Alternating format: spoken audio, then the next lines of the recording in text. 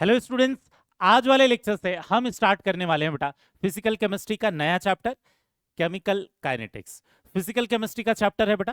Thermodynamics या electrochemistry जितना बड़ा तो नहीं है, लेकिन कैलकुलेशन जरूर है इस चैप्टर में।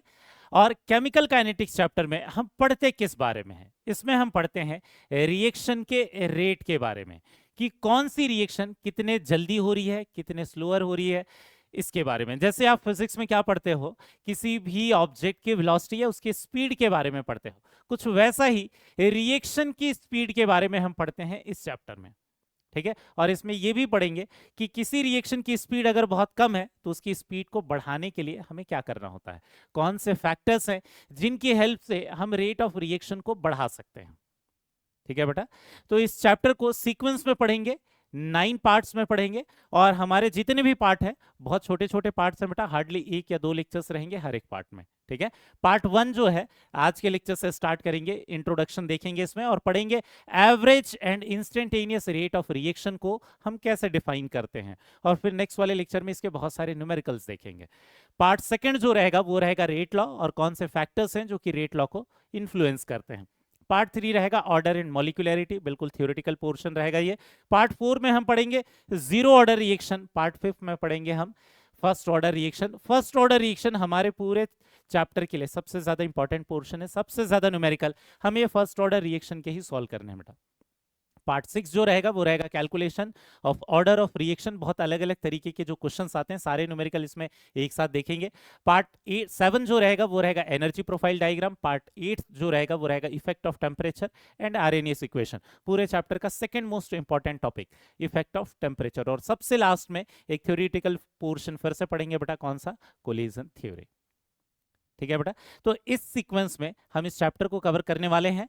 और सबसे पहले तो ये देख लेते हैं कि इस केमिकल काइनेटिक्स को पढ़ने की हमें जरूरत ही क्यों है।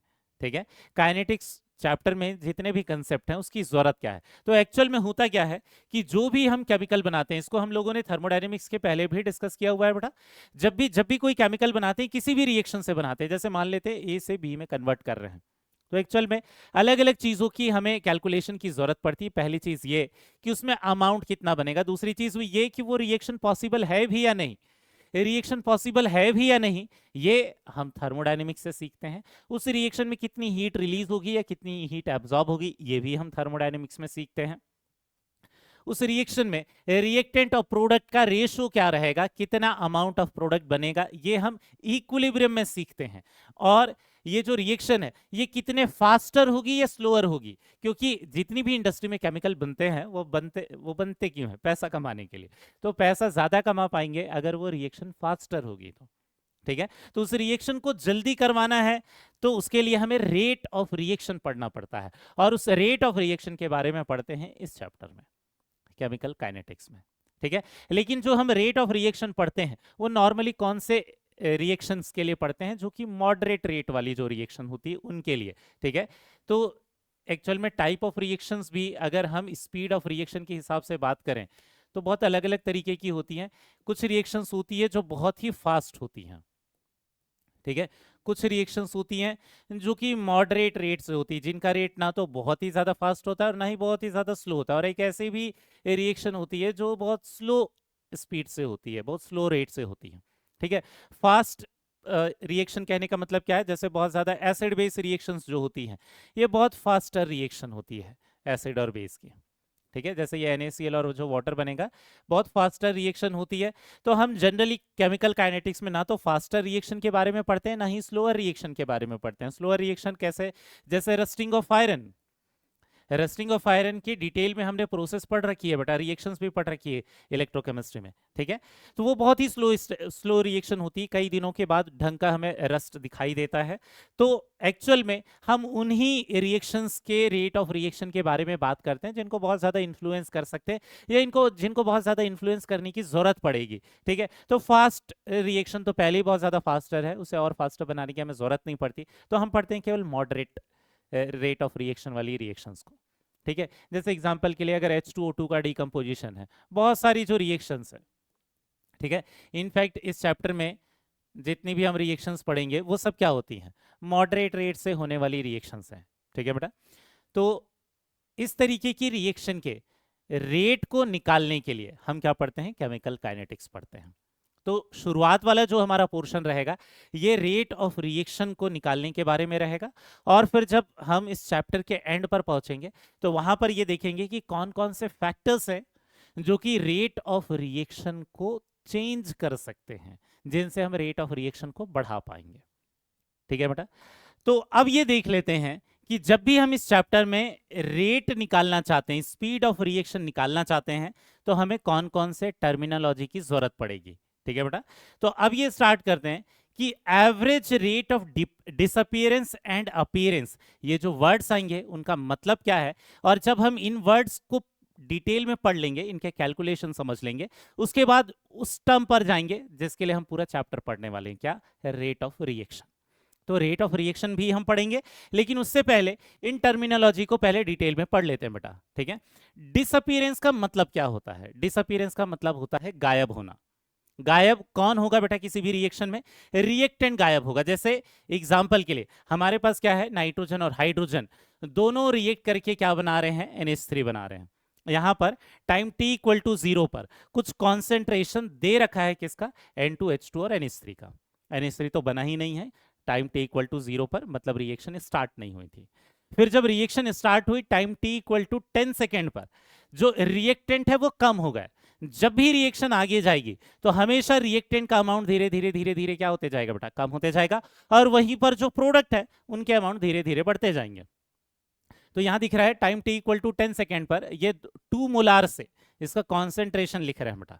ठीक है, 2 मोलार से कम हो गया क्या चीज, 1 मोलार। और वैसे ये H2 का जो कॉन्सेंट्रेशन है वो 8 मोलार से कम हो गया, कहां पर, 5 मोलार। और वैसे ही जो NH3 है, NH3 का जो कॉन्सेंट्रेशन था वो 0 था, लेकिन जैसे जैसे बनते जाएगा वैसे वैसे कॉन्सेंट्रेशन बढ़ते जाएगा, और बाद में कितना हो गया, 2 मोलार। ठीक है, तो यहां पर हम पहले ये देख लेंगे कि कितनी स्पीड से रिएक्टेंट खत्म हो रहा है और कितनी स्पीड से प्रोडक्ट बन रहा है, उसके बाद पूरे रिएक्शन के स्पीड की बात करेंगे।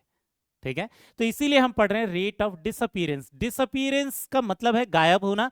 गायब कौन होगा इस रिएक्शन में, नाइट्रोजन और हाइड्रोजन, मतलब जो रिएक्टेंट है। किसी रिएक्शन में रिएक्टेंट गायब होते हैं, तो रिएक्टेंट के लिए जब स्पीड देखते हैं, रिएक्टेंट की स्पीड देखते हैं, तो उसे क्या बोलते हैं, रेट ऑफ डिसअपीयरेंस।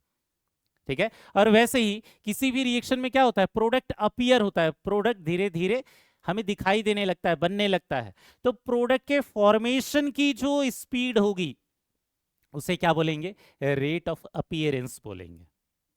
ठीक है ना बेटा, तो यहां पर ध्यान देना, हम रिएक्टेंट के लिए जब भी रिएक्टेंट कितनी स्पीड से इस रिएक्शन में पार्टिसिपेट कर रहा है, ठीक है, उसके लिए हम टर्मिनोलॉजी कौन सी यूज करते हैं, इसके लिए लिखते हैं रेट ऑफ डिसअपीयरेंस। ठीक है बेटा, इसके लिए लिखते हैं रेट ऑफ डिसअपीयरेंस। ठीक है, अब रेट ऑफ डिसअपीयरेंस किसके लिए वर्ड यूज करेंगे, हमेशा रिएक्टेंट के लिए, ऑफ रिएक्टेंट। अब इसको हम डिफाइन कैसे करते हैं, रेट ऑफ डिसअपीयरेंस को डिफाइन कैसे करते हैं, इसको कैसे डिफाइन करेंगे। रेट का मतलब क्या होता है, जब भी आप फिजिक्स में वेलोसिटी पढ़ते हो तो आप क्या बोलते हो, rate of change of displacement. तो एक्चुअल में जब आप फॉर्मूला लिखते हो तो फॉर्मूला लिखते समय क्या करते हो बेटा, जितना डिस्टेंस ट्रेवल किया डिवाइडेड बाय जितना टाइम आया, मतलब जितना डिस्प्लेसमेंट में चेंज आया, या स्पीड डिफाइन करते समय जितना डिस्टेंस में चेंज आया डिवाइडेड बाय जितना टाइम लिया। तो टाइम से आप डिवाइड करते हो रेट को पता करने के लिए। कुछ वैसे ही यहां पर रेट को पता करने के लिए हम टाइम से डिवाइड करेंगे, लेकिन अब डिस्टेंस को नहीं, कॉन्सेंट्रेशन को, क्योंकि यहां चेंज किस में आ रहा है, कॉन्सेंट्रेशन में चेंज आ रहा है।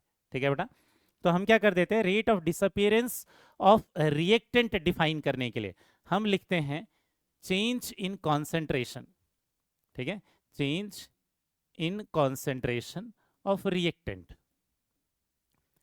change in concentration of reactant divided by क्या कर देंगे, टाइम टेकन।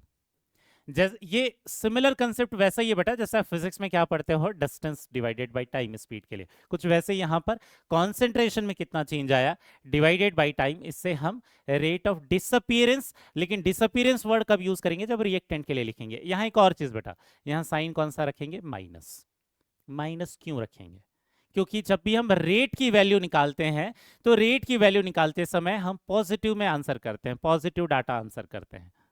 ठीक है, चाहे कोई भी रेट हो, चाहे रेट ऑफ डिसअपीयरेंस हो, चाहे रेट ऑफ अपीयरेंस हो, चाहे रेट ऑफ रिएक्शन हो, सारी जगह पर जब हम रेट लिखते हैं तो रेट हम पॉजिटिव में आंसर करते हैं यहां पर इस चैप्टर में। ठीक है, लेकिन रिएक्टेंट तो कम हो रहा है, रिएक्टेंट तो डिक्रीज हो रहा है, तो इसमें जब फाइनल माइनस इनिशियल करेंगे, ठीक है ना, जब इसमें फाइनल माइनस इनिशियल करेंगे तो वो क्या आएगा, माइनस टर्म आ जाएगा। तो उसको पॉजिटिव बनाने के लिए रिएक्टेंट के समय हम क्या कर देते हैं, माइनस और फॉर्मूले में ही यूज कर लेते हैं, ताकि जो फाइनल आंसर जो है वो क्या आ जाए, पॉजिटिव आ जाए।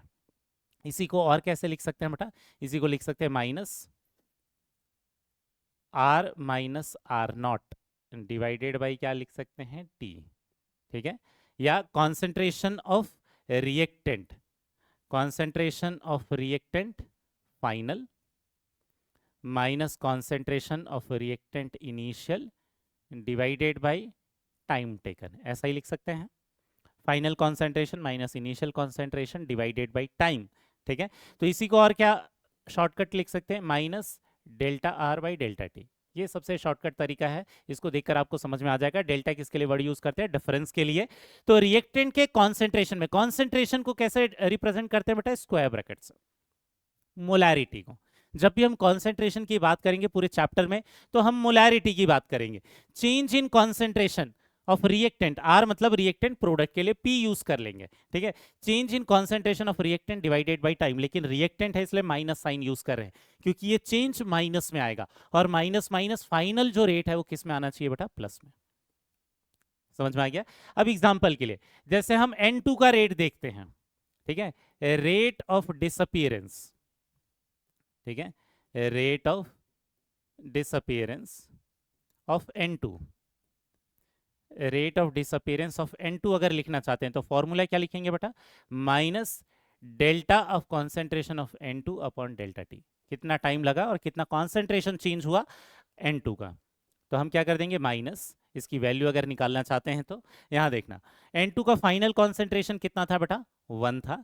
ठीक है, इनिशियल कॉन्सेंट्रेशन कितना था, 2 था, डिवाइडेड बाई इसका जो टाइम लगा है, इसमें जो टाइम लगा है वो कितना हो गया, 10। तो ये कितना आ जाएगा, 1 माइनस 2 माइनस 1, माइनस और माइनस 1 कितना हो जाएगा, प्लस 1 हो जाएगा, 1/10। अब यहाँ वैल्यू कितनी आ जाएगी, 0.1। इसकी वैल्यू कितनी आ गई, 0.1 आ गई। ठीक है, अब ये जो 0.1 आ गई इसकी यूनिट क्या रहेगी बेटा, ऊपर है कॉन्सेंट्रेशन और नीचे है टाइम। कॉन्सेंट्रेशन किस में लिखते हैं, मोलैरिटी में, ये मोलार है, तो इसी को क्या लिख सकते हैं, मोलैरिटी पर सेकेंड। ऊपर वाली यूनिट कॉन्सेंट्रेशन, नीचे वाली यूनिट टाइम, मोलार कॉन्सेंट्रेशन, या इसी को और क्या लिख सकते हैं, मोलैरिटी को और लिखते हैं मोलार, मोल पर लीटर पर सेकेंड। ठीक है, इसको और कैसे लिख सकते हैं, मोल पर लीटर पर सेकेंड। समझ में आया। तो ध्यान रखना, अभी रेट ऑफ रिएक्शन पर नहीं गए हैं हम, तो अभी अलग अलग रिएक्टेंट और प्रोडक्ट के रेट को निकालना सीख रहे हैं। ठीक है, तो रिएक्टेंट जब खत्म होता है तो उसके लिए टर्मिनोलॉजी क्या यूज करते हैं, रेट ऑफ डिसअपीयरेंस, क्योंकि वो गायब हो रहा है।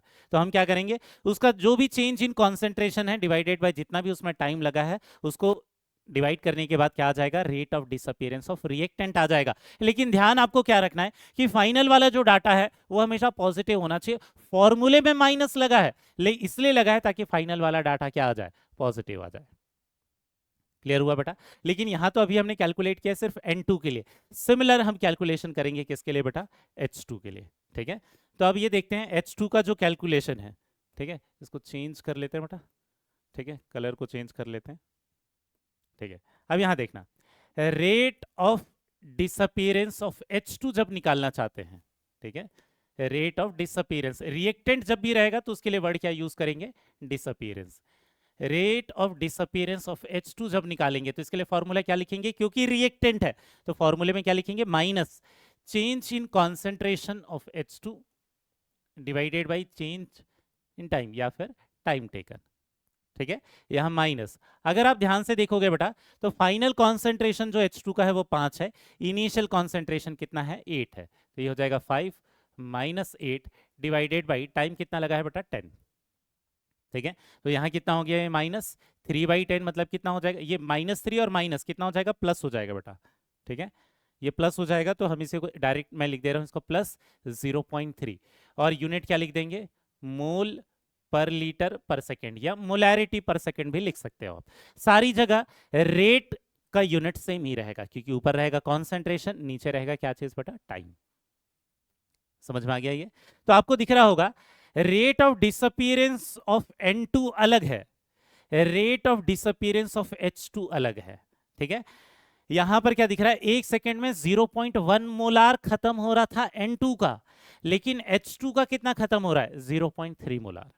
तो हर एक जो रिएक्टेंट है वो अलग अलग स्पीड से खत्म होगा और होना भी चाहिए क्योंकि इनके स्टोइकियोमेट्रिक कोफिशिएंट अलग अलग है। ठीक है ना, जितना भी N2 खत्म होगा उसका 3 गुना H2 खत्म होना चाहिए। क्लियर है? कहने का मतलब ऐसा है कि सारे रिएक्टेंट का रेट ऑफ डिसअपीयरेंस सेम रहेगा ऐसा नहीं है, वो सेम होंगे या नहीं ये डिसाइड होगा कि इनके स्टोइकियोमेट्रिक कोफिशिएंट्स है। ठीक है बेटा, तो रिएक्टेंट का जो रेट रहेगा हर एक रिएक्टेंट अलग अलग स्पीड से खत्म हो सकता है। क्लियर हो गया? तो जब भी रिएक्टेंट खत्म होगा तो उसके लिए हम टर्मिनोलॉजी यूज करेंगे रेट ऑफ डिसअपीयरेंस। ठीक है, फॉर्मूले में माइनस वाला साइन यूज करेंगे। ठीक है, लेकिन इन केस अगर हमारे पास प्रोडक्ट के लिए लिखने के लिए आता है तो प्रोडक्ट के लिए हम कौन सा रेट डिफाइन करेंगे बेटा? प्रोडक्ट के लिए रेट डिफाइन करेंगे अपीयरेंस, रेट ऑफ अपीयरेंस लिखेंगे बेटा। जब भी प्रोडक्ट आएगा तो उसके लिए क्या लिखेंगे rate of appearance of product.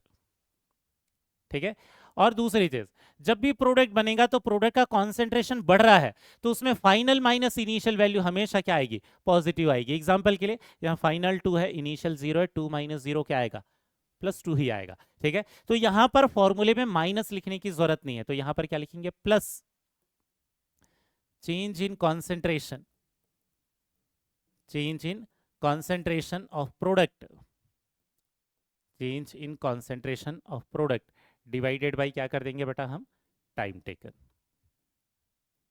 ठीक है ना, अब change in concentration of product इसी को शॉर्ट में हम कैसे लिख सकते हैं प्लस चेंज को डेल्टा, ये P डिवाइडेड बाय क्या कर देंगे डेल्टा T।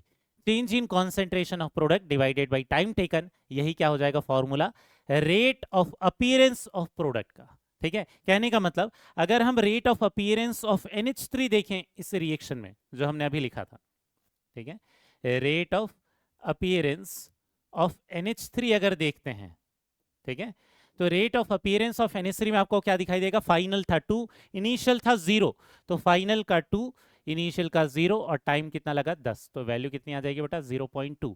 यूनिट क्या हो जाएगी मोल पर लीटर पर सेकेंड। समझ में आए क्या? तो यहां दिख रहा है कि हर एक रिएक्टेंट के डिसअपियर होने का रेट अलग है, हर एक प्रोडक्ट के अपीयर होने का रेट अलग है यहां पर।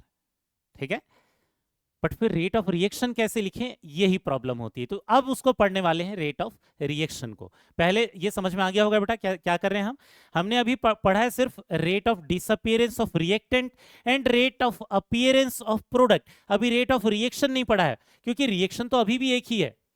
ठीक है ना, रिएक्शन अभी भी क्या है बेटा, रिएक्शन तो अभी भी एक ही रिएक्शन है, रिएक्टेंट अलग है, रिएक्टेंट 2 हो गए, प्रोडक्ट 1 हो गया, लेकिन रिएक्शन तो एक ही है। ठीक है, तो रेट ऑफ डिसअपीयरेंस और अपीयरेंस अलग अलग हो सकता है, लेकिन क्योंकि रिएक्शन एक है तो रिएक्शन का रेट तो एक ही होना चाहिए। ठीक है, तो रेट ऑफ रिएक्शन कैसे डिफाइन करें ये प्रॉब्लम आ जाती है। ठीक है, क्यों आ रही है प्रॉब्लम समझ में आ रहा है, क्योंकि पहले रिएक्टेंट का रेट अलग है, पहला रिएक्टेंट अलग रेट से डिसअपियर हो रहा, दूसरा रिएक्टेंट अलग रेट से डिसअपियर हो रहा, और जो प्रोडक्ट बन रहा है उसका रेट भी अलग है, लेकिन रिएक्शन तो एक ही है। तो रिएक्शन का जब हम एवरेज रेट निकालना चाहते हैं, एवरेज रेट कहां पर यूज करते हैं जहां पर दो अलग अलग टाइम दिए हुए रहते हैं। ठीक है ना, तो एवरेज रेट ऑफ अगर रिएक्शन निकालना चाहते हैं, हम बाद में इंस्टेंटेनियस रेट भी पढ़ेंगे बेटा, तो हमने अभी क्या निकाला, हमने निकाला N2 3H2 और जो ये मिलकर 2NH3 बना रहे हैं, इसमें rate of disappearance of N2 0.1 molar पर सेकेंड है, rate of disappearance of H2 ये 0.3 मोलार पर सेकेंड है, और rate of appearance of NH3 ये 0.2 मोलार पर सेकेंड है। लेकिन रिएक्टेंट और प्रोडक्ट अलग अलग होने के बाद भी रेट ऑफ रिएक्शन की वैल्यू तो सेम ही आनी चाहिए। तो रेट ऑफ रिएक्शन को कैसे डिफाइन करते हैं ध्यान देना, ध्यान रखना, अभी हम एवरेज रेट की बात कर रहे हैं। एवरेज रेट जिसमें इनिशियल पॉइंट और फाइनल पॉइंट के बीच में काफी ज्यादा टाइम आ जाएगा। इंस्टेंटेनियस रेट होता है जब एग्जैक्टली एक ही टाइम पर रेट निकालते हैं, उसको हम बाद में निकालना सीखेंगे। कुछ वैसा ही है जैसा फिजिक्स में एवरेज वेलोसिटी और इंस्टेंटेनियस वेलोसिटी पढ़ते हो। एवरेज वेलोसिटी पढ़ते हो जहां टाइम डिफरेंस ज्यादा होगा, इनिशियल पॉइंट और फाइनल पॉइंट जो भी देखते हो आप, उसमें काफी ज्यादा टाइम बीत गया होगा उन दोनों के बीच में, तब हम एवरेज निकालते हैं। हम इंस्टेंटेनियस वर्ड कब यूज करते हैं? इंस्टेंटेनियस वर्ड यूज करते हैं जब एक ही पॉइंट पर हम निकालते हैं, एक ही टाइम पर निकालते हैं, ठीक है। तो इंस्टेंटेनियस रेट को लिए बाद में एक्सप्रेशन लिखना सीखेंगे, ठीक है बेटा। तो यहां देखते हैं रेट ऑफ रिएक्शन को हम कैसे डिफाइन करें कि किसी भी रिएक्टेंट को देखें, किसी भी प्रोडक्ट को देखें, वैल्यू एक ही आनी चाहिए क्योंकि रिएक्शन एक ही है, ठीक है। तो रेट ऑफ रिएक्शन को हम कैसे डिफाइन करते हैं? ये करते हैं minus change in concentration of reactant divided by time. इतना तो कर रहे हैं, पहले भी कर रहे थे, लेकिन यहां अब हम क्या करते हैं बेटा, डिवाइडेड बाय क्या कर देते हैं, स्टोइकियोमेट्रिक कोफिशिएंट, ठीक है ना। यहाँ हम और क्या कर देते हैं, स्टोइकियोमेट्रिक कोफिशिएंट को भी डिवाइड कर देते हैं। स्टोइकियोमेट्रिक कोफिशिएंट को डिवाइड करने से फिर चाहे कोई भी रिएक्टेंट ले ले, कोई भी प्रोडक्ट ले ले, डाटा सेम ही आएगा, ठीक है। यहाँ देखना इक्वल टू, और क्या लिख सकते हैं अगर प्रोडक्ट के टर्म में लिखते हैं तो minus change in concentration of product divided by delta T, लेकिन यहां पर भी डिवाइडेड बाई क्या कर देंगे बेटा, स्टोइकियोमेट्रिक कोफिशिएंट। क्लियर है? यहाँ क्या कर देंगे, स्टोइकियोमेट्रिक कोफिशिएंट। तो आपको क्या दिख रहा है, rate of appearance, rate of disappearance और रेट ऑफ रिएक्शन में एक ही चीज का डिफरेंस है। किस चीज का डिफरेंस है फॉर्मूले में? स्टोइकियोमेट्रिक कोफिशिएंट का। जब rate of disappearance of reactant लिख रहे थे तो minus delta R by delta T लिख रहे थे, लेकिन जब रेट ऑफ रिएक्शन लिखेंगे तो उसी में डिवाइड कर देंगे स्टोइकियोमेट्रिक कोफिशिएंट को, ठीक है। कुछ वैसे ही rate of appearance of product जब लिख रहे थे तो हम लिख रहे थे change delta P upon delta T, change in concentration divided by time, लेकिन साथ में अब रेट ऑफ रिएक्शन जब हम लिख रहे हैं तो उसी को डिवाइड कर देंगे किससे, स्टोइकियोमेट्रिक कोफिशिएंट से। स्टोइकियोमेट्रिक कोफिशिएंट से डिवाइड करने का पर्पस क्या है बेटा यहाँ पर हमारा, कि अलग अलग रिएक्टेंट और अलग अलग प्रोडक्ट का रेट अलग अलग हो सकता है, क्योंकि बट रिएक्शन क्योंकि एक है तो रिएक्शन का रेट तो एक ही आना चाहिए, ठीक है। तो एक ही वैल्यू को लाने के लिए, रिएक्शन के रेट की एक ही वैल्यू बताने के लिए स्टोइकियोमेट्रिक कोफिशिएंट से डिवाइड कर देते हैं। एग्जांपल के लिए जब हम रेट ऑफ रिएक्शन लिखेंगे, ठीक है, ऊपर वाली रिएक्शन के लिए जब रेट ऑफ रिएक्शन लिखेंगे, ठीक है, पहले मैं एक्सप्रेशन लिख रहा हूं बेटा, तो हम क्या करेंगे, रिएक्टेंट लिख रहे हैं N2 के लिए तो माइनस वाला टर्म लिखेंगे, minus delta N2 by delta T, और यहाँ 1 से ही मल्टीप्लाई करेंगे क्योंकि N2 का स्टोइकियोमेट्रिक कोफिशिएंट कितना है, 1 है। वैसे ही जब दूसरा रिएक्टेंट लिखेंगे कौन सा, H2, तो minus delta H2 by delta T, ये तो रेट ऑफ डिसअपीयरेंस हो गया, लेकिन जब हम रेट ऑफ रिएक्शन लिखना चाहते हैं तो यहां मल्टीप्लाई कर देंगे किससे बेटा, 3 से, इसका जो स्टोइकियोमेट्रिक कोफिशिएंट है उससे भी डिवाइड कर देंगे, ठीक है। वहीं पर जब हम NH3 के रिस्पेक्ट में अगर रेट ऑफ रिएक्शन लिखना चाहते हैं तो यहां क्या लिखेंगे, क्योंकि प्रोडक्ट है तो प्लस लिखेंगे, plus delta NH3 by delta T, और इसका स्टोइकियोमेट्रिक कोफिशिएंट कितना है बेटा, 2 है। समझ में आ गया, इसका स्टोइकियोमेट्रिक कोफिशिएंट कितना हो गया, 2 हो गया। तो आपको ये समझ में आ गया होगा कि रेट ऑफ डिसअपीयरेंस और रेट ऑफ अपीयरेंस अलग अलग हो सकते हैं, वो सेम भी हो सकते थे लेकिन अलग अलग हो सकते हैं, लेकिन रेट ऑफ रिएक्शन किसी की भी वैल्यू से आप निकालो वो अलग नहीं हो सकता। और रेट ऑफ रिएक्शन के लिए हमने तीनों फॉर्मूला लिखा है, आपको हर बार तीनों चीज लिखने की जरूरत नहीं है। कैलकुलेशन के लिए आप कोई भी एक चीज प्रेफर कर सकते हो, आप N2 से भी रेट ऑफ रिएक्शन निकाल सकते हो, H2 से भी निकाल सकते हो, NH3 के डाटा को यूज करके भी रेट ऑफ रिएक्शन निकाल सकते हो, लेकिन तीनों केस में सेम ही आंसर आना चाहिए क्योंकि रिएक्शन एक ही है, तो रिएक्शन का रेट ऑफ रिएक्शन एक ही आएगा, ठीक है। अब एग्जांपल के लिए यहां अगर डाटा कैलकुलेट करें N2 के हिसाब से देखें तो ये क्या हो जाएगा बेटा, 0.1 आ रहा था minus delta N2 by delta T divided by 1, ठीक है। वैसे ही अगर आप H2 के हिसाब से देखोगे तो H2 का minus delta H2 by delta T कितना था, 0.3, और डिवाइड बाई 3 कर दोगे तो ये भी कितना आ जाएगा बेटा, 0.1। और यहां पर आप क्या देखोगे, delta NH3 by delta T कितना था, 0.2, 0.2 डिवाइडेड बाई 2, ये भी कितना आ जाएगा बेटा, 0.1। तीनों में यूनिट सेम ही रहेगी, मोलैरिटी पर सेकेंड या मोल पर लीटर पर सेकेंड। तो rate of disappearance, rate of appearance और रेट ऑफ रिएक्शन का फॉर्मूला सिमिलर रहेगा बेटा, का यूनिट सेम रहेगा बेटा, लेकिन फॉर्मूले में थोड़ा डिफरेंस है। डिसअपियरेंस और अपीयरेंस के फॉर्मूले लिखते समय स्टोइकोमेट्रिक कोफिशिएंट से डिवाइड नहीं करते, लेकिन जब हम रेट ऑफ रिएक्शन का फॉर्मूला लिखेंगे तो स्टोइकोमेट्रिक कोफिशिएंट से डिवाइड करेंगे। समझ में आ गया? तो चाहे आप H2 से निकालो फाइनल आंसर, ठीक है, चाहे N2 से निकालो, चाहे H2 से निकालो या फिर NH3 से निकालो, फाइनल रेट ऑफ रिएक्शन तो सेम ही आना चाहिए और पॉजिटिव ही रहना चाहिए। समझ में आ गया? क्योंकि रिएक्शन तो आगे ही जा रही है। और रेट ऑफ रिएक्शन निकालते समय फॉर्मूले में माइनस कहां यूज करना है? रिएक्टेंट के कॉन्सेंट्रेशन में, फॉर्मूले में। फाइनल आंसर तो इसमें प्लस ही आएगा, और प्रोडक्ट के फॉर्मूले में प्लस यूज करना है। समझ में आ गया बेटा? ठीक है, तो यहां एक तरीका हमने सीख लिया कि average rate of disappearance, average rate of appearance और एवरेज रेट ऑफ रिएक्शन कैसे निकालते हैं अगर कॉन्सेंट्रेशन से हमें कैलकुलेट करना है तो। ठीक है, अब दूसरी चीज हम सीखेंगे क्या है, इन केस अगर प्रेशर दिया रहे, क्योंकि कई बार रेट ऑफ रिएक्शन निकालने के लिए कॉन्सेंट्रेशन की जगह पर हम प्रेशर को भी यूज कर सकते हैं अगर गैसियस रिएक्टेंट और गैसियस प्रोडक्ट होंगे तो। ठीक है, एग्जाम्पल के लिए देखते हैं। ठीक है, अब ये दूसरा एग्जाम्पल है बेटा, लेकिन ध्यान देना यहां पर प्रेशर मेंशन किया हुआ है। ठीक है ना, यहां पर प्रेशर मेंशन किया हुआ है। ए से बन रहा है 2b, ए क्या था बी क्या था हमें नहीं पता, स्टोइकोमेट्रिक कोफिशिएंट जरूर दे रखा है। टाइम t इक्वल टू 0 पर ए का प्रेशर था 5 atm, बी 0 था। Time t equal to 20 second पर ए का 1 atm था, बी का 8 atm था। ठीक है, अब हम क्या करेंगे, अगर प्रेशर दे रखा है तो प्रेशर दे रखा है तो rate of disappearance, rate of appearance और रेट ऑफ रिएक्शन लिखना सीखेंगे, कुछ वैसा ही जैसे हमने कॉन्सेंट्रेशन के केस में देखा था। तो ध्यान क्या रखना है आपको, कॉन्सेंट्रेशन की जगह पर आप सिर्फ क्या रख दोगे, प्रेशर रख दोगे।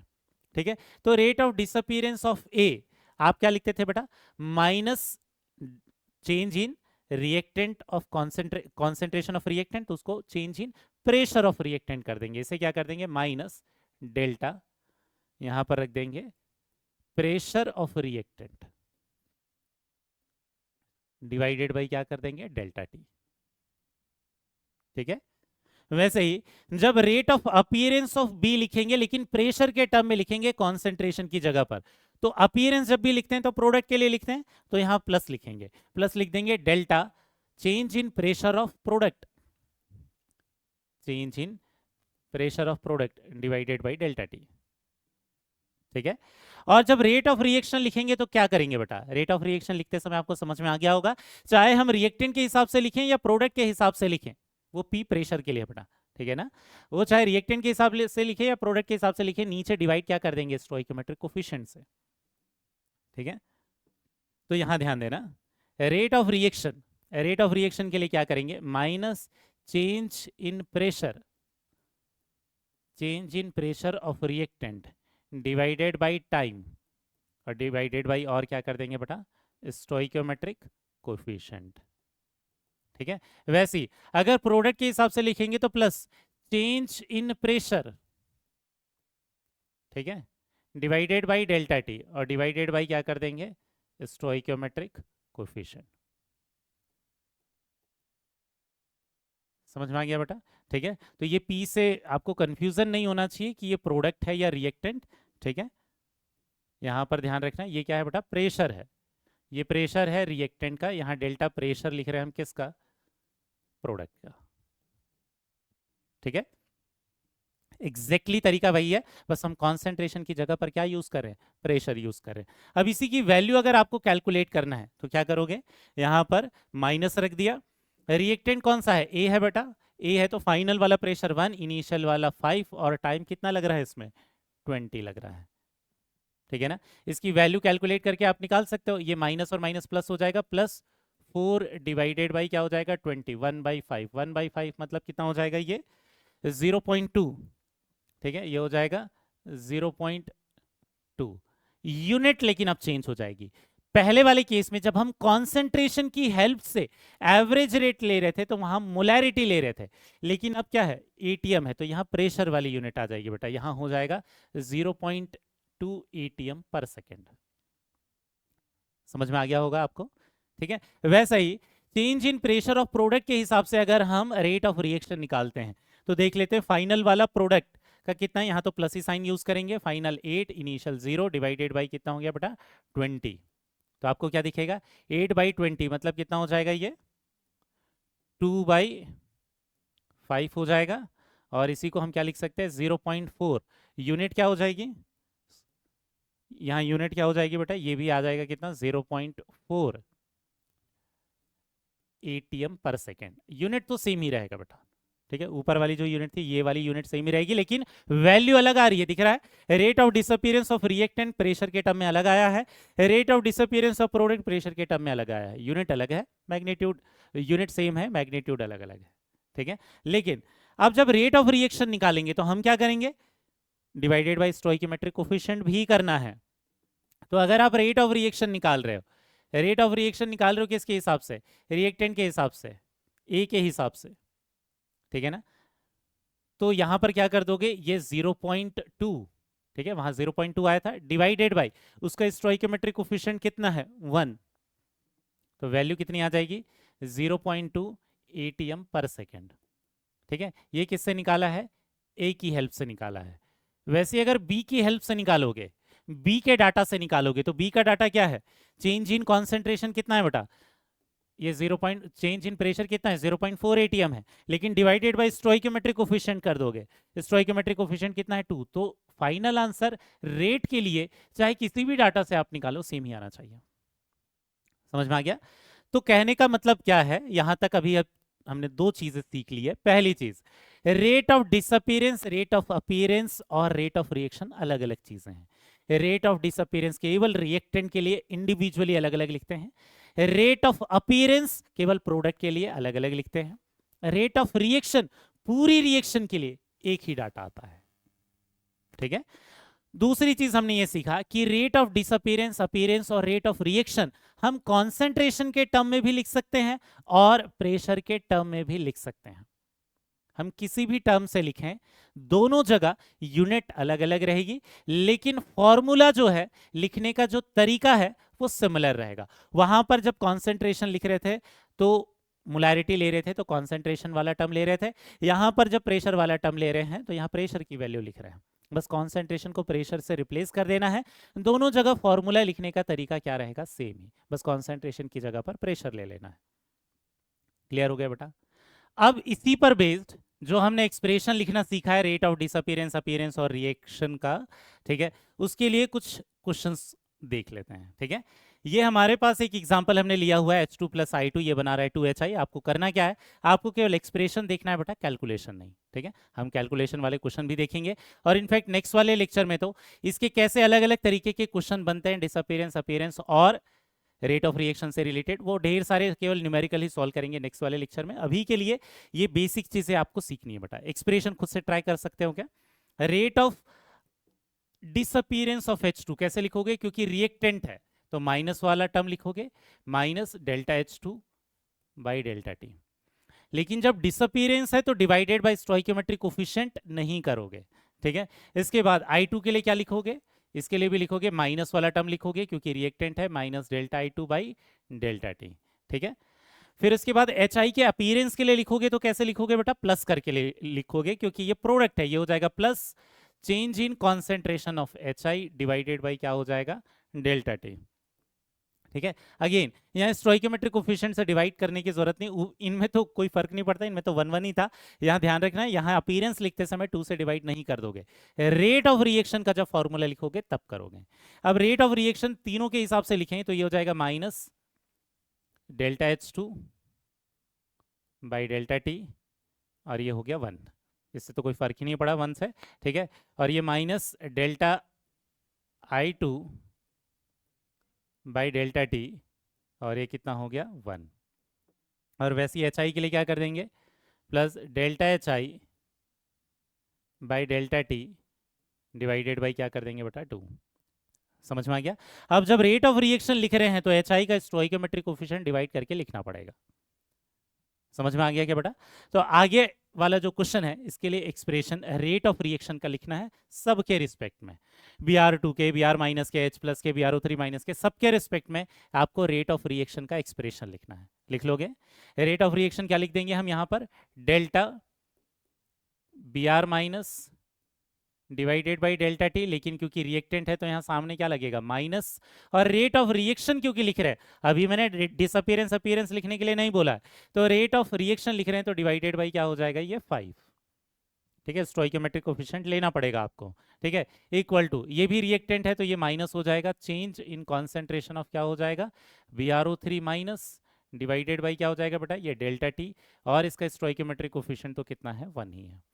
H प्लस के रिस्पेक्ट में लिखोगे तो क्या हो जाएगा बेटा? ये भी हो जाएगा minus, change in concentration of क्या हो जाएगा? H प्लस डिवाइडेड बाई क्या कर दोगे? डेल्टा टी, और यहाँ पर स्टोइकोमेट्रिक कोफिशिएंट कौन सा आ जाएगा? 6। ठीक है, इसके बाद Br2 के रिस्पेक्ट में जब लिखोगे तो कैसे लिखोगे बेटा? Br2 तो क्या है? प्रोडक्ट है। प्रोडक्ट है तो साइन कौन सा रहेगा? फॉर्मूले में प्लस रहेगा। फाइनल आंसर तो सब में प्लस आता है, लेकिन फॉर्मूले लिखते समय एक्सप्रेशन में ध्यान देना है कि कहां पर माइनस लिखोगे और कहां पर प्लस लिखोगे। ठीक है, तो ये जो Br2 है इसके लिए लिख देंगे हम change in concentration of Br2, ये तो हो गया plus divided by delta T, और स्टोइकोमेट्रिक कोफिशिएंट इसका हो गया 3। वाटर के हिसाब से लिखेंगे तो plus change in concentration of क्या हो जाएगा? ये हो जाएगा H2O डिवाइडेड बाई क्या हो जाएगा? ये डेल्टा टी, और स्टोइकोमेट्रिक कोफिशिएंट कितना हो गया? 3। क्लियर हो गया बेटा? ठीक है, तो आपको यहां समझ में आ गया होगा कि रेट ऑफ रिएक्शन का एक्सप्रेशन कैसे लिखना है, रेट ऑफ डिसअपीयरेंस और अपीयरेंस का एक्सप्रेशन कैसे लिखना है। लास्ट वाला ट्राई करना बेटा, सिमिलर क्वेश्चन है। ठीक है, लेकिन मैंने क्या दिए हैं? दोनों रिएक्शन सेम ही दिए हैं, बस स्टोइकोमेट्रिक कोफिशिएंट अलग तरीके से लिखा हुआ है, तो एक्सप्रेशन भी थोड़ा बदल जाएगा। ठीक है, ध्यान देना। इसके लिए जब रेट ऑफ रिएक्शन लिखेंगे तो ये रिएक्टेंट है तो ये हो जाएगा minus change in concentration of, ये हो जाएगा N2O5 डिवाइडेड बाई क्या हो जाएगा? डेल्टा टी, और रेट ऑफ रिएक्शन लिख रहे हैं तो स्टोइकोमेट्रिक कोफिशिएंट 2 से डिवाइड कर देंगे। अगर रेट ऑफ डिसअपीयरेंस होता तो 2 को इंक्लूड नहीं करते। इक्वल टू क्या हो जाएगा? ये प्रोडक्ट है तो यहाँ प्लस करके लिखेंगे, चेंज इन कॉन्सेंट्रेशन ऑफ क्या लिख देंगे? NO2 डिवाइडेड बाई क्या हो जाएगा? डेल्टा टी, और स्टोइकोमेट्रिक कोफिशिएंट कितना हो जाएगा? 4। वैसे ही O2 के हिसाब से जब करेंगे तो ये क्या हो जाएगा? Plus change in concentration of O2 divided by क्या हो जाएगा बेटा? डेल्टा टी, और स्टोइकोमेट्रिक कोफिशिएंट कितना हो जाएगा? 1। समझ में आ गया? नीचे वाली रिएक्शन को लिखने का तरीका बदल गया बेटा। अगर रिएक्शन को लिखने का तरीका बदल गया तो एक्सप्रेशन भी थोड़ा अलग आ जाएगा। ठीक है, अब यहां पर देखना, रेट ऑफ रिएक्शन जब N2O5 के लिए लिखेंगे तो ये हो जाएगा माइनस डेल्टा N2O5। ठीक है, डिवाइडेड बाई क्या हो जाएगा? ये डेल्टा टी, और यहां पर स्टोइकोमेट्रिक कोफिशिएंट कितना हो गया? ये 1 हो गया। ठीक है, इसके बाद ये जब NO2 के हिसाब से लिखेंगे तो प्लस डेल्टा, ये हो जाएगा change in concentration of NO2 divided by delta T, divided by stoichiometric coefficient अब कितना होगा बेटा? अब 2 हो जाएगा। ठीक है, पहले वहां 4 था। अब यहाँ देखते हैं, O2 के हिसाब से लिखेंगे तो प्लस क्या हो जाएगा? Change in concentration of O2 divided by क्या हो जाएगा? डेल्टा टी, और यहाँ पर ये हो जाएगा 1/2। 1/2 है तो 2 कहाँ चला जाएगा बेटा? ऊपर चला जाएगा इनफैक्ट। ठीक है, तो ये हो जाएगा डेल्टा O2 डिवाइडेड बाई क्या हो जाएगा? Delta T. समझ में आ गया बेटा? ठीक है ना? तो आपको दिख रहा है कि रिएक्शन सेम है लेकिन स्टोइकोमेट्रिक कोफिशिएंट चेंज हुआ तो रिएक्शन लिखने का तरीका बदल गया। तो कई बार वो ऐसा भी क्वेश्चन देता है जिसमें आपको स्टोइकोमेट्रिक कोफिशिएंट ऐसे देगा लेकिन ये ऑप्शन में मिलेंगे ही नहीं, तो इस तरीके का कोई ऑप्शन आपको ढूंढ लेना है। ठीक है, क्वेश्चन करेंगे बेटा इस पर। नेक्स्ट वाला जो लेक्चर रहने वाला है वो पूरे क्वेश्चन वाले ही हम लेक्चर लेने वाले, पूरे एमसीक्यूज ही लेंगे उसमें, अलग अलग तरीके के। ठीक है, बस अभी कंसेप्ट समझते जाना, जो एग्जांपल्स हैं वो समझते जाना। ठीक है, अभी तक हम लोगों ने एवरेज रेट के बारे में पढ़ लिया, अब पढ़ते हैं इंस्टेंटेनियस रेट। तो ये कुछ अलग नहीं है बेटा, जैसा आपने फिजिक्स में क्या पढ़ रखा है, एवरेज वेलोसिटी, इंस्टेंटेनियस वेलोसिटी, दोनों अलग टर्मिनोलॉजी है। ठीक है, इंस्टेंटेनियस का मतलब क्या होता है? जब एग्जैक्ट एक स्पेसिफिक टाइम पर हमें रेट चाहिए होगा तो उसे क्या बोल देते हैं? इंस्टेंटेनियस वेलोसिटी आप बोल देते थे। वैसे ही हम यहाँ एक स्पेसिफिक टाइम पर जब हम रेट ऑफ रिएक्शन निकालेंगे तो उसके लिए इंस्टेंटेनियस रेट लिख देंगे, या एक स्पेसिफिक टाइम पर रेट ऑफ डिसअपीयरेंस या अपीयरेंस निकालोगे रिएक्टेंट और प्रोडक्ट का तो उसके लिए इंस्टेंटेनियस रेट लिख दोगे। तो इंस्टेंटेनियस रेट क्या होगा बेटा? This will be rate, instantaneous rate of reaction क्या हो जाएगा? Rate of reaction at specific time, ठीक है, स्पेसिफिक टाइम।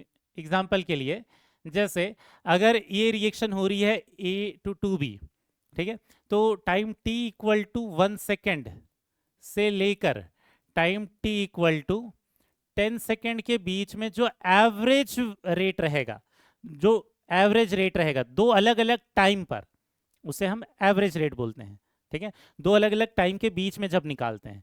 लेकिन एक स्पेसिफिक टाइम पर, यहीं पर time t is equal to 5 second पर ही जो वैल्यू निकालेंगे स्पेसिफिक, उसे क्या बोलेंगे, इंस्टेंटेनियस रेट, ठीक है। तो अगर दो अलग अलग टाइम के बीच में निकाल रहे हैं, बिटवीन टाइम 1 एंड 10 सेकेंड के बीच में आप जो रेट निकाल रहे हो, इसके लिए वर्ड कौन सा यूज करोगे, एवरेज रेट, ठीक है। इसके लिए वर्ड यूज क्या करोगे बेटा आप, एवरेज रेट वर्ड यूज करोगे।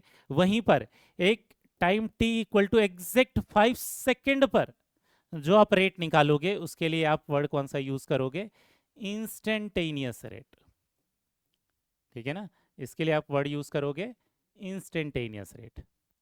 समझ में आ गया होगा, एक इंस्टेंट पर जो रेट ऑफ रिएक्शन रहेगा एक स्पेसिफिक टाइम पर, उसे हम क्या, आप क्या बोल देंगे, उसे बोल देंगे इंस्टेंटेनियस रेट ऑफ रिएक्शन। अब इसका एक्सप्रेशन कैसे लिखोगे बेटा, जो माइन्यूट चेंजेस आते हैं एक स्पेसिफिक टाइम पर, उसके लिए कौन सा वर्ड यूज करते हो आप, डी यूज करते हो। जब बड़ा चेंज आता है तो उसके लिए आप कौन सा वर्ड यूज करते हो, डेल्टा वर्ड यूज करते हो, ठीक है। तो हमारा फॉर्मूले लिखने का तरीका सेम रहेगा, बस थोड़ा सा चेंज आ जाएगा, ठीक है। यहां पर ध्यान देना, जैसे अगर ये सेम रिएक्शन है, ए से बना रहा है 2B, तो इंस्टेंटेनियस रेट ऑफ डिसअपीयरेंस, ठीक है, instantaneous rate of disappearance of A जो है, ये हम कैसे लिखेंगे, instantaneous rate of disappearance of A, ये हो जाएगा माइनस dA/dt। समझ में आ गया, जो बड़ा चेंज आता है, ज्यादा चेंज आता है, ठीक है, बिल्कुल दो अलग अलग टाइम के बीच में, उसके लिए हम डेल्टा वाला वर्ड यूज करते हैं, डेल्टा वाला नोटेशन यूज करते हैं। फिजिक्स में आप पढ़ चुके हैं बेटा ये सारी चीजें। और जब बहुत ही माइन्यूट चेंजेस आते हैं तो उसके लिए ये स्मॉल डी वाला डिफरेंशियल वाला टर्म यूज कर लेते हैं, ठीक है। वैसे ही instantaneous rate of appearance of B, instantaneous rate of appearance of B जो लिखेंगे, ये क्या लिखेंगे, प्लस dB/dt। समझ में आ गया, इसे लिख देंगे प्लस dB/dt। वैसे ही जब हमें रेट ऑफ रिएक्शन लिखना होगा, ठीक है, जब हम लोगों को रेट ऑफ रिएक्शन लिखना होगा, तो इंस्टेंटेनियस रेट ऑफ रिएक्शन लिखते समय हम क्या करेंगे, ये डी वाला टर्म यूज करेंगे, डेल्टा वाला नहीं, ठीक है। रिएक्टेंट के लिए क्या कर देंगे, माइनस dA/dt, और स्टोइकियोमेट्रिक कोफिशिएंट कितना हो गया 1। प्रोडक्ट के लिए क्या करेंगे, प्लस dB/dt, ठीक है, और क्या हो जाएगा, स्टोइकियोमेट्रिक कोफिशिएंट 2। समझ में आ गया। तो इंस्टेंटेनियस रेट ऑफ रिएक्शन का जो लिखने का जो तरीका है, उसमें केवल नोटेशन थोड़ा सा चेंज हो रहा है, डेल्टा की जगह डी लिख रहे हैं, बाकी तरीका एग्जैक्टली वही रहेगा बेटा, ठीक है। और ये अगर यहाँ पर प्रेशर आ रहा होता, प्रेशर दिया हो रहा था कॉन्सेंट्रेशन की जगह पर, तो हम बस प्रेशर लिख देते, लेकिन बस डेल्टा की जगह डी वाला टर्म लिख देंगे। तो लिखने के तरीके में कोई भी चेंज नहीं आया है, ठीक है, कुछ उसी तरीके से लिखा है जैसा हमने एवरेज रेट ऑफ रिएक्शन लिखा था, बट दोनों की मीनिंग अलग होती है। एवरेज रेट होता है कि इनिशियल पॉइंट से फाइनल पॉइंट तक जाते तक जितना भी, क्योंकि रेट बदलते रहता है, एवरेज वैल्यू कितनी थी वो इनिशियल और फाइनल पॉइंट के बीच में, ठीक है। और इंस्टेंटेनियस रेट होता है कहीं एक स्पेसिफिक टाइम पर कितना रेट रहेगा। क्लियर हो गया बेटा।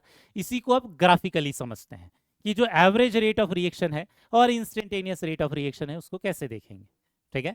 तो यहां पर एक ग्राफ दिया है, लेकिन वो कॉन्सेंट्रेशन ऑफ रिएक्टेंट के लिए दिया है विद टाइम, ठीक है। तो concentration of reactant with time क्या होता है बेटा, कम होता है, क्योंकि रिएक्टेंट खत्म होते जाएगा, जैसे जैसे टाइम खत्म होगा, जैसे जैसे हम टाइम बढ़ेगा वैसे वैसे रिएक्टेंट खत्म होते जाएगा, ठीक है। ऐसा ही ग्राफ ज्यादातर रिएक्शन के लिए आता है बेटा, बस एक जीरो ऑर्डर वाली रिएक्शन होती है, उसमें एक स्ट्रेट लाइन वाला ग्राफ बनता है, ऐसा कर्व्ड वाली लाइन नहीं बनती। लेकिन फिलहाल के लिए हम अलग अलग टाइप के रिएक्शन के लिए नहीं पढ़ रहे हैं, हम जनरल ग्राफ पढ़ रहे हैं। तो जनरल ग्राफ में हम जो रिएक्टेंट का कॉन्सेंट्रेशन का जो चेंज है ऐसे कर्व्ड तरीके से दिखाएंगे।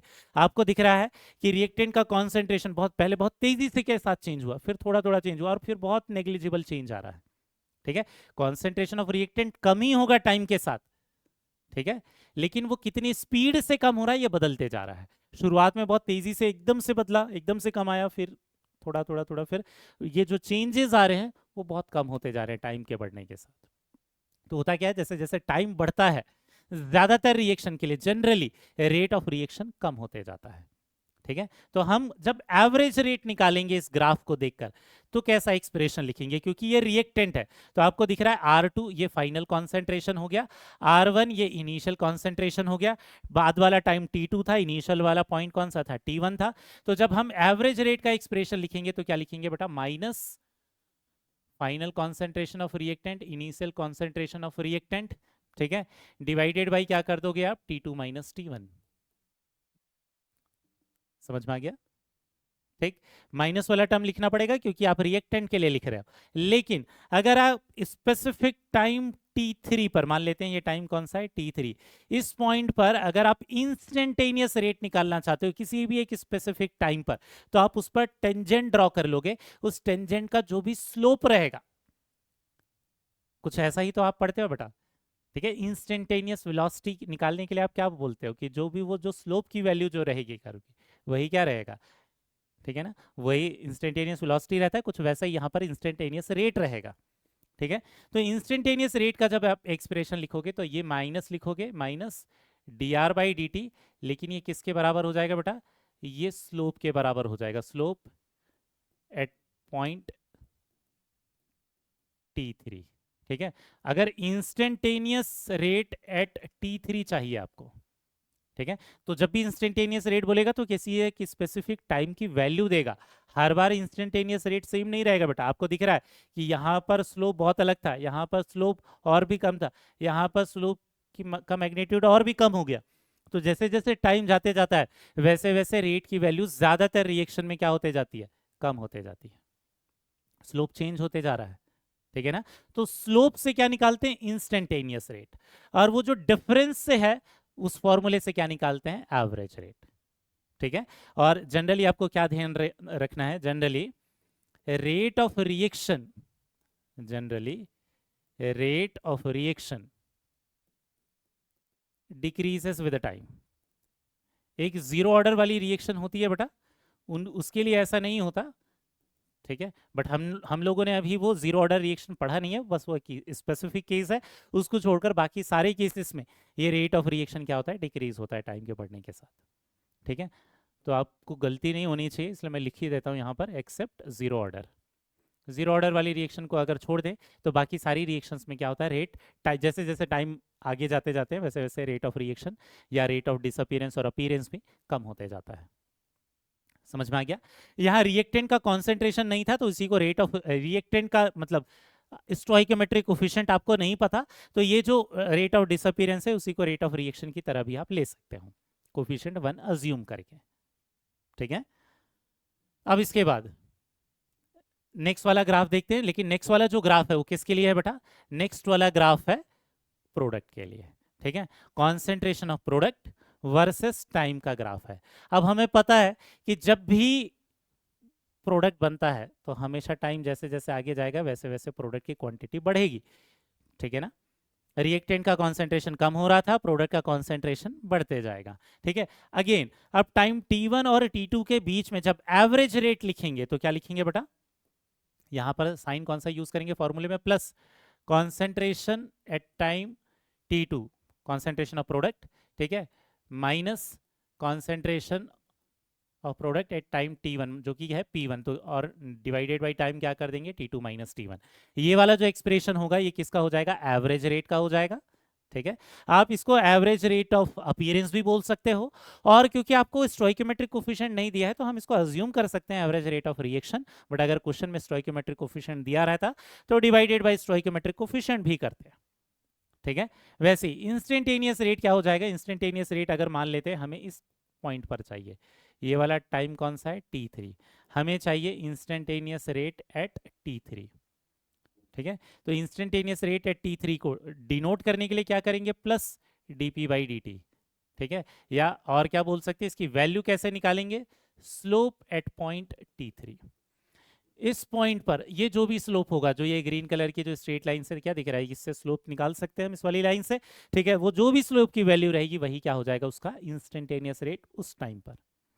आपको फिर से दिख रहा होगा, जैसे जैसे टाइम बढ़ते जा रहा है वैसे वैसे वो स्लोप की वैल्यू कम होते जा रही है, मतलब रेट ऑफ रिएक्शन या रेट ऑफ अपीयरेंस भी क्या हो जाएगा, टाइम के बढ़ने के साथ कम होता जाएगा। क्लियर हो गया बेटा? तो यहां तक हमने ये देख लिया है कि एवरेज रेट ऑफ रिएक्शन और इंस्टेंटेनियस रेट ऑफ रिएक्शन का एक्सप्रेशन कैसे लिखना है। आज के लेक्चर में सबसे लास्ट चीज देख लेते हैं कि unit of rate of reaction कैसे लिखते हैं, ठीक है। वैसे तो हमने जब कैलकुलेशन किए थे तो वहां देखे हैं, लेकिन उनके अलावा भी अलग अलग यूनिट हो सकती है। जैसे अगर क्वेश्चन में कॉन्सेंट्रेशन गिवन है, ठीक है, रिएक्टेंट और प्रोडक्ट का कॉन्सेंट्रेशन गिवन है, तो ऐसे केस में रेट के लिए यूनिट क्या हो जाएगी बेटा, मोलैरिटी पर सेकेंड या मोल पर लीटर पर सेकेंड, या टाइम की यूनिट भी वो अलग अलग दे सकता है क्वेश्चन में। और क्या हो सकता है टाइम के लिए यूनिट, मोल पर लीटर पर मिनट भी हो सकता है बेटा, ठीक है। और कुछ कुछ जगहों पर ऐसा भी दे सकता है, अगर क्वेश्चन को ट्रिकी बनाना होगा तो पर मिनट की जगह वो पर आवर दे देगा। बट ज्यादातर क्वेश्चन में या तो आपको पर सेकेंड वाली यूनिट मिलेगी या पर मिनट वाली यूनिट मिलेगी। क्लियर हो गया? कुछ वैसे ही इन केस क्वेश्चन में प्रेशर दिया हुआ रहता है, ठीक है। इन केस अगर क्वेश्चन में प्रेशर गिवन है तो ऐसे केस में रेट की यूनिट क्या हो जाएगी, यहां पर रेट की यूनिट हो जाएगी, अगर प्रेशर एटीएम में दिया है और टाइम सेकेंड में दिया है तो एटीएम पर सेकेंड। या इसके अलावा और कैसा हो सकता है कि अगर प्रेशर की यूनिट बार में दिया और टाइम की यूनिट सेकेंड में दी है तो बार पर सेकेंड। या ऐसा हो सकता है कि प्रेशर की यूनिट एटीएम में दी है और टाइम की यूनिट मिनट में दी है तो एटीएम पर मिनट, और बार पर सेकेंड, ये बार पर मिनट। समझ में आ गया? तो ऐसे अलग अलग यूनिट हो सकती है। बस प्रेशर रहेगा तो ध्यान क्या रखना है कि फॉर्मूला लिखते समय ऊपर प्रेशर रहेगा, प्रेशर की यूनिट, नीचे टाइम की यूनिट। वो टाइम की यूनिट कौन सी दे रहा है ये आपको क्वेश्चन में ध्यान देना बहुत ज़्यादा ज़रूरी है, क्योंकि वहीं पर वो क्वेश्चन को ट्रिकी बना सकता है, क्योंकि कैलकुलेशन तो बहुत ही सिंपल होते हैं बेटा, ठीक है। तो एक कैलकुलेशन केवल इस यूनिट के लिए हम देख रहे हैं। अब इसके बाद जितने भी कैलकुलेशन है एवरेज रेट ऑफ रिएक्शन से रिलेटेड या इंस्टेंटेनियस रेट से रिलेटेड, वो नेक्स्ट लेक्चर में डिटेल में अलग अलग तरीके के क्वेश्चंस को सॉल्व करना सीखेंगे बेटा, ठीक है। तो एक क्वेश्चन यहां पर है, क्वेश्चन ध्यान देना क्या बोल रखा है, in the reaction A gives to B the concentration of A, मतलब रिएक्टेंट की बात कर रहा है, falls from 1 molar to 0.9982 molar in 1 minute. यहां टाइम का यूनिट क्या दिया है, 1 minute. What is the rate in moles per litre per second. ध्यान देना, जो क्वेश्चन में टाइम की यूनिट दी है वो मिनट में है, लेकिन यहां पर क्या है, सेकेंड में पूछा हुआ है। तो करेंगे कैसे, अगर हमें रेट ऑफ रिएक्शन लिखना है, ठीक है, अगर हमें रेट ऑफ रिएक्शन लिखना है, ए के टर्म्स में लिखना है, तो हम क्या लिख देंगे, minus delta A by delta T. Stoichiometric coefficient एक ही है, रेट ऑफ डिसअपीयरेंस भी वही रहेगा, रेट ऑफ रिएक्शन भी वही रहेगा। अब ये हो जाएगा minus change in concentration, final वाले कितना था बेटा, -0.9982 माइनस 1 डिवाइडेड बाई टाइम। लेकिन क्योंकि पूछा सेकंड में है तो सेकंड वाली यूनिट में ही टाइम को रखना है। 1 मिनट दिया जरूर था बेटा, लेकिन हम फॉर्मूले में क्या रखेंगे, 60 सेकेंड रखेंगे, तो ये डिवाइडेड बाई क्या कर देंगे, 60 कर देंगे। अब 0.9982 माइनस 1 जो है ये कितना निकल कर आ जाएगा, ये आ जाएगा प्लस 0.0018 डिवाइडेड बाई क्या हो जाएगा, 60। आप इसी को क्या लिख सकते हो, इसी को लिख सकते हो 180 into 10 to the power -5 divided by 60 लिख सकते हो। तो ये कितना हो जाएगा बेटा, 3 इंटू 10 टू द पावर -5। क्योंकि आपने यहाँ सेकेंड में रखा हुआ है टाइम, तो यूनिट भी किस में आएगी, पर सेकेंड में निकल कर आएगी। तो ये कितना हो जाएगा, मोल पर लीटर पर सेकेंड। समझ में आ गया? तो करेक्ट आंसर हो जाएगा हमारा 3.0 इंटू 10 टू द पावर -5। तो यूनिट का ध्यान रखना है बेटा क्वेश्चन को सॉल्व करते समय, ठीक है। तो हमने सारी थ्योरी इस लेक्चर में देख लिया है। अब नेक्स्ट लेक्चर में इससे रिलेटेड जितने भी अलग अलग तरीके के क्वेश्चंस बनते हैं, चाहे वो थ्योरेटिकल क्वेश्चंस हो चाहे वो न्यूमेरिकल क्वेश्चंस हो, उनको डिस्कस करेंगे। तो मिलते हैं बेटा नेक्स्ट लेक्चर में, तब तक के लिए बाय।